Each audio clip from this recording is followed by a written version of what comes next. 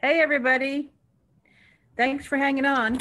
We had some technical difficulties, had to call in some backup to get us on here tonight. Thanks, Mary Beth. Can you see?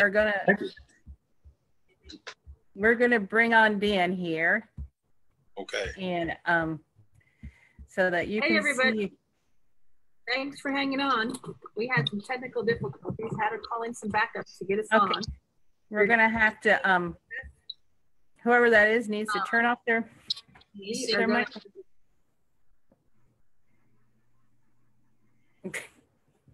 Are you there, Dan? Yeah. Okay. Thanks for hanging on, Dan. Appreciate it. That's hey, good. guys, we started, Dan is so nervous. We started trying to get on Facebook about 30 minutes ago. And we had to do some finagling in the background to get Mary Beth on, and she was able to get us on. So if you didn't see Mary Beth's interview, she's one of our artists, and she's helping out behind the scenes tonight. So, and tonight we have Dan. Dan, you're muted for some reason. You need to unmute yourself. Can't hear you. Can you unmute? There. There we go. Okay. Yeah. Mary Beth is on the administrator end of this, so I can't unmute you this time. But okay. So we've got this, and we're live on Facebook. All right. Took some doing, but hey. It did. I'm patient. Well, I appreciate that. So, Dan, tell us a little bit about yourself. I know other than being nervous tonight. Yeah. Well, I'm guess what you call a Southeastern artist. I been messing around with artwork from everything as far as I can remember through school and high school, drawing things and always, kind of doodle with pencil and paper. And it kind of grew from there. And I started doing, when I really started getting to, I guess it would be artwork is I started doing gunstock war clubs. Okay. Probably about, early 2000s. And I started making those and the dance, because I'm a Northern traditional dancer, and I just wanted a weapon that represented the Muskogee people or Creek people or woodland tribes down that way. Right, and, the Southeast tribes. Yeah, and so I made my own war club, and I went to a powwow and a Thunderbird powwow down in Niceville, Florida. Oh, okay. And that was my first art competition I've ever entered, and they had a woodworking, and I entered that war club just to see what other people think of it. And I took first place, and it kind of blew me out of the water. And then from there on out, I started getting calls from other dancers who wanted one, and then they kind of just blew up from there, and it spread it to other wood working things like boxes and plates and frames and stuff like that. The boxes started about, I had a family up in, I want to say it's North Dakota, a tribe up there asked me to do a box for a loved one that passed to put their ashes in. Oh, so that sounds beautiful. So I did a box for them. And I was very honored and blessed to be asked to do that. Mm-hmm. And the boxes kind of started off from there. Then I had another friend of mine wanted me to do a frame for his mother, and I did a frame that kind of just blew up from there. And then a couple of years ago, they had the bicentennial of the Battle of Horseshoe Bend down in Alabama. And this weapon, I didn't realize, but this weapon was used at that time, was the last time it was used at Battle of Horseshoe Bend, which is against Andrew Jackson, which we lost. It started the Indian Removal Act, which is Trail of Tears. Yeah. And after I did that one, it kind of, word got spreaded, and the next thing you know, Smithsonian Institute of Native American History in Washington, D.C. Contacted me and told me that I was like the last member of the nation that makes our traditional weapon. And wow. They got one, and they put it in their museum to represent Creek Nation. And they never had one. They didn't know anybody still made them. Have you passed down that skill to the next generation? My son, he knows how to do it, and it just kind of it takes some working for him to do it because he's got a lot on his plate right now with school and sleep and eating. Yeah, yeah. They like to do that sleep, eat. Oh yeah. But yeah, he knows how to do it. He can do it. And like I said, I always remind him, this is something special. This is something that, not everybody can do. And I also told him, hold this, be proud of it because you're able to do something like this. And you got to think, I always tell him in our nation, our Muskogee Creek Nation, we have over almost, I guess it's like 89 or 90 something thousand members. And, oh, wow. And I'm the only one left that does this weapon. And I'm passing on him. So I always tell him, think about that. There's almost 90,000 tribal members, and you're going to be the only one. I said, look, just think about the responsibility of that, the weight of that. Yes. And so I'm very honored and privileged to be able to do this, and not only just for myself, but other members. And like I said, I've done it for veterans too. Veterans love it. And a lot of Native families, Native and non-Native families, like the history of it and like to give it as gifts, awards. A lot of military give it for graduations, retirements, veterans, like, and family heirlooms too. With Memorial Day coming up, that would be a good gift for somebody, or graduations, military graduations. Yeah, I have done pretty much every branch, but I tell you what, Marines, for some reason, Marines love them. Well, I get a lot of Marines, and yeah. But yeah, I have best friends that are Marines too, and like I said, they love them. But I've done everything from Air Force, Coast Guard, law enforcement, stuff like that. So I'm just very honored to be able to do that for families. Do you have one there with you tonight? I have one. This one I made it took first place at Artesian Art Show down in Chickasaw Nation last year. And, oh wow, we missed that one. Yeah, that is gorgeous. So tell us how you do that. Okay. Without giving away too many secrets, but fortunately, a lot of my stuff I get from the mill. This is a solid piece of hickory. Okay. And my wood shop, I have everything that in there to do this, from planing it to join it to flatten it down. And I'll sit there and I'll draw it out by hand, how I want the shape of it. Then I'll cut it out. And once I cut it out, I'll sand it down again. And then I'll actually pencil. All this will be penciled in by hand. And after I get what I want, I burn it in by hand. I don't use any kind of. I've been asked multiple times, do I use a CNC machine? And I didn't even know what that was. And until a guy showed me what I was talking about. But he couldn't believe that this was done by hand. He said, your lines are too clean, they're too straight. And I said, well, if you look at it, they're not that clean. It's done by hand, and it's not flawless. To me, it's not flawless, but you can tell it's done by hand. And to me, it looks more personal. You can tell somebody put time and effort in it. Right. And believe it or not, another question people always ask me is it the same thing on the other side? And all my war clubs have the same design on both sides. And you get your design inspiration from the Southeast Indian tribes, don't you? Yeah, during this Mississippian period or Mound period, before any kind of European contact, I've always been drawn to that era because to me, it's one of the cleanest art forms. That's before any kind of outside influence, any kind of, don't get me wrong here, any kind of religious influence, any kind of non-thinking outside world for any kind of contact, and I try to make more of a traditional war club, which is this one. This is the first one ever done. Oh, wow. And this one even has, I put the serpent etched into the blade. And like I said, this is made of a solid piece of ash. You can see how thick it is. Yeah, that's gonna hurt somebody.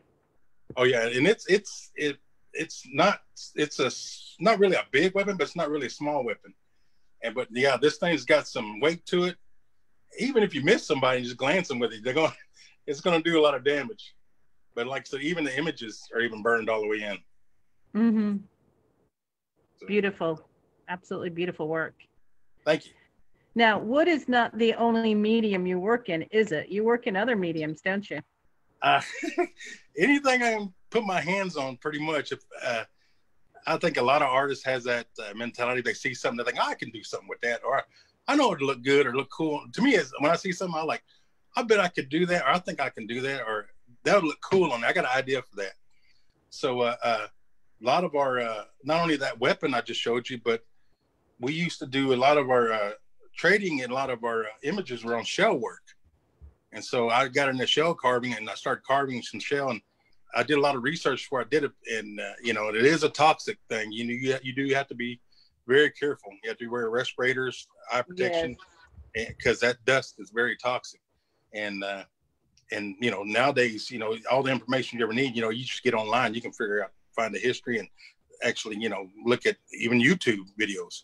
Mm-hmm. And I did some research, and I started doing shell carvings. I did a lot of freshwater shell carvings from around here, but they kind of, every time I showed somebody, they kind of grabbed it and they wanted it right off the bat. So I didn't get enough to keep, I guess you'd say. And I guess that's a good thing. But then that is a good thing, yeah. But then again, you really don't have nothing to show somebody when they ask. And this my latest one I've done. I did a abalone shell. For some reason, I just like the way abalone shell looks. I don't know if you can see that there. Lift it up just a little bit, Dan. There you go. That chain looks pretty heavy too. Yeah, and all these are hand cut abalone shells too, and even the beads are abalone shell. And it's this is my first one, as you can tell in the back. But yeah, you left it raw. Yeah, I like that though. I like that little touch. Yeah, then like I said, I even did. It's hard to see mine, but I'm wearing some earrings I did, and they're just like little abalone shells. Mm-hmm. And it's hard to see, but you can actually see my signature on them. I don't know if you can see that.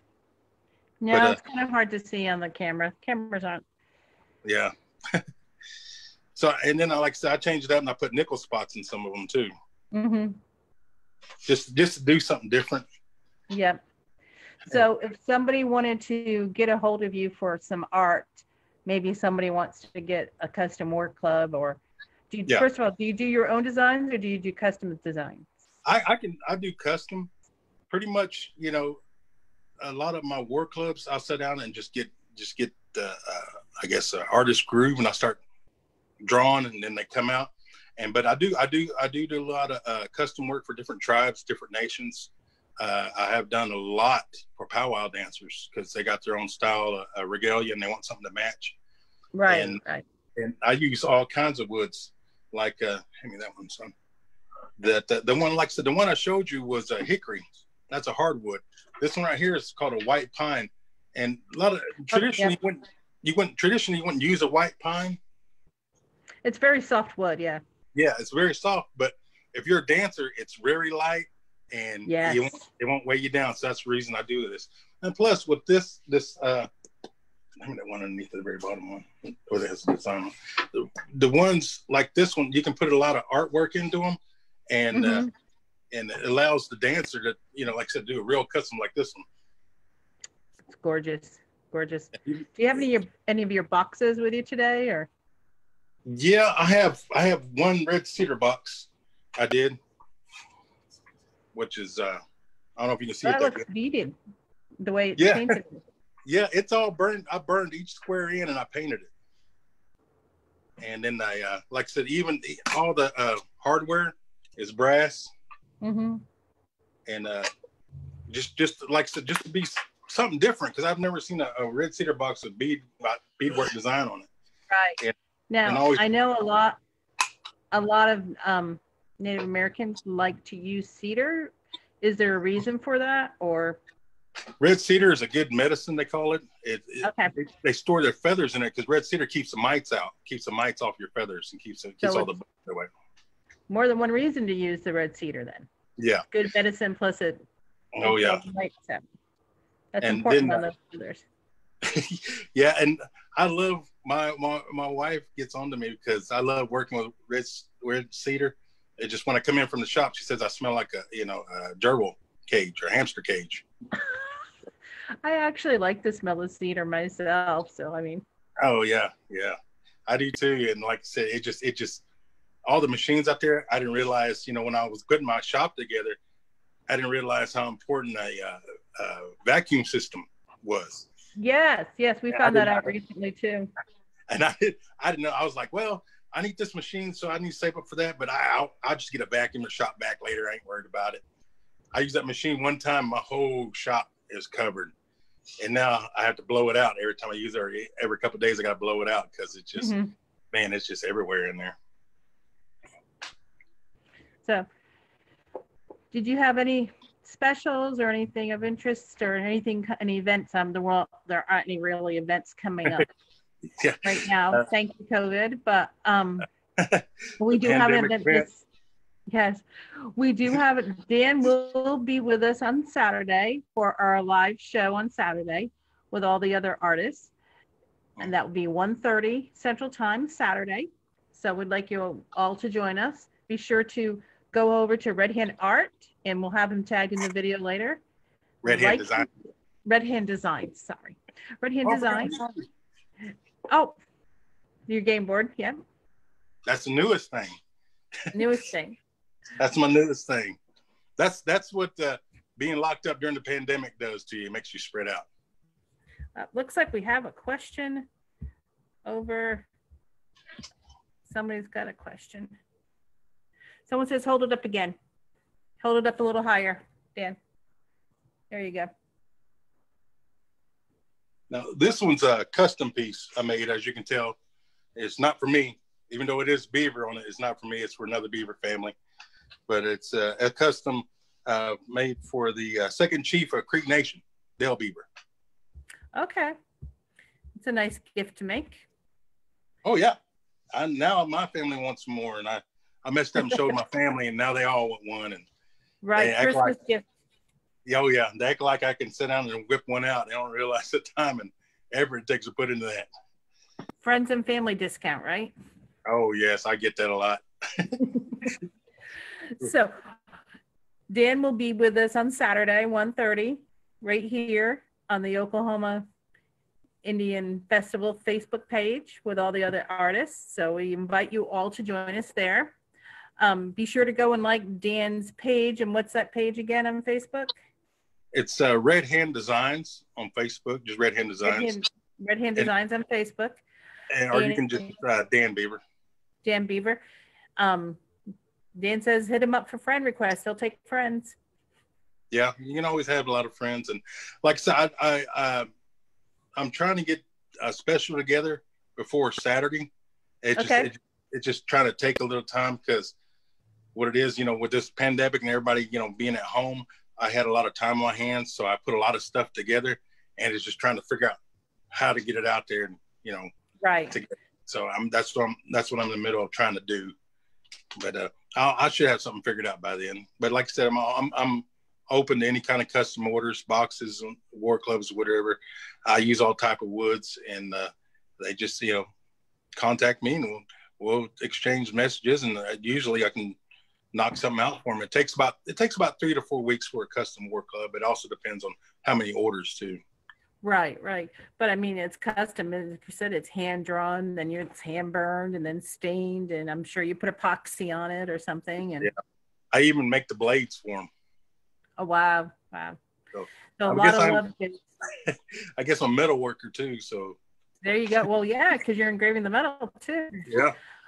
So we've got.